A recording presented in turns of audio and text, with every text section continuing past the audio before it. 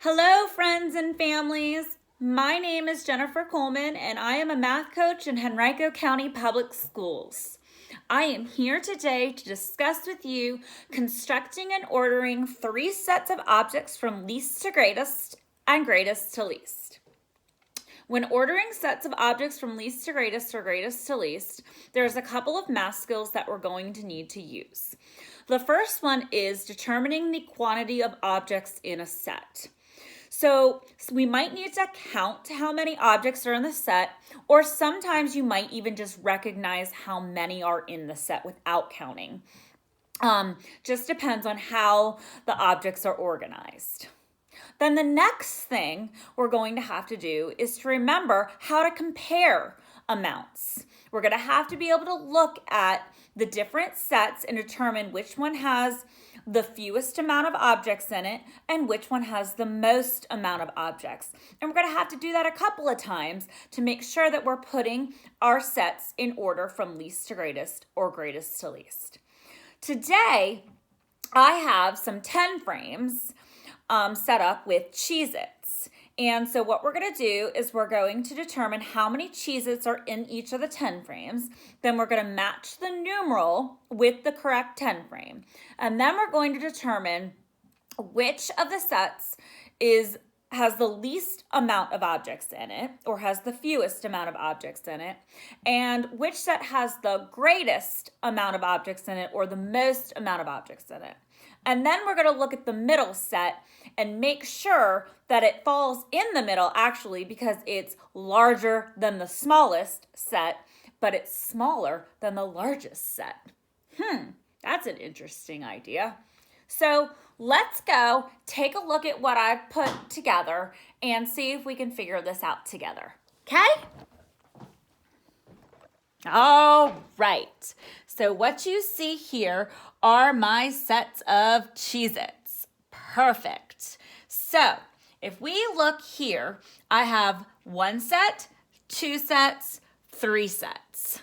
So this is our first set. Let's take a look at this. We need to determine how many Cheez-Its are in this set.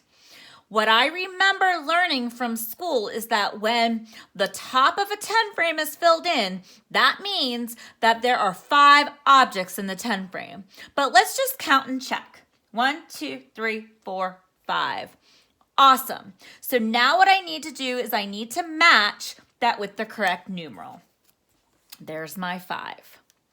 Now let's look at the second set. All right. I see 1, 2, 3. That's right, because if it was 5, it would have these 2 filled in. 3 is 2 less than 5.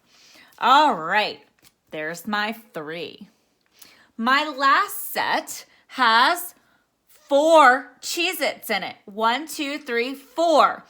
If it had 1 more, it would be 5. 4 is 1 less than 5. Here's my 4. So now that I've determined how many Cheez-Its are in my sets, I need to put these sets in order from least to greatest. The first thing that I like to do is find the set that has the fewest amount of objects in it.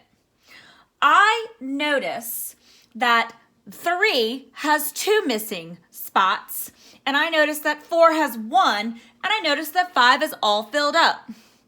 This one has the least amount of Cheez-Its in it because I see 1, 2, 3. This has 1, 2, 3 and 2 extras. This has 1, 2, 3 and 1 extra. 3 is the smallest amount. I'm going to slide it over so that it is the least, and I'm going to move my 3 with it. Now I have 5 and 4. The next thing I like to do is think about which one has more? Which one has the most amount of Cheez-Its in it? Which one looks more filled up? I notice that this has the whole top row. This has 1 missing from the top row. This is 5. This is 4. I would need 1 more Cheez-It for this to be 5, which means 5 is greater than 4.